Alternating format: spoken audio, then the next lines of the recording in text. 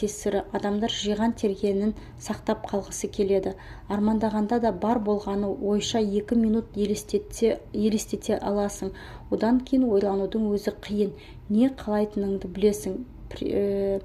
Пресіңді, шымыр денеңді, қалаған киіміңді кие алатыныңды елестеткенің сол екен, әрі қарай ойлануға фантазияң жетпейді. Я болмаса өз армандарыңнан өзің шошып кетесің. Біз ойлануды жұмыс деп қабылдаймыз. Сырттай тырбыңдап жатқан адамға қарап әрекет етіп жатыр деп ойлаймыз. Әрекет етпей тұрып бір сәт аялдап ақылға салып көрші, бәлкім бұл іс саған мүлдем керек емес шығар. Армандарың біреудікі болып шықпасын, ал өзің нені қалайсың?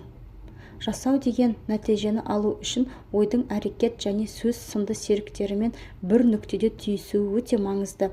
Мойындау қиын болса да өз басымнан өткен жағдайды мысал ретінде келтіре отырып мынаны түсіндіргім келеді.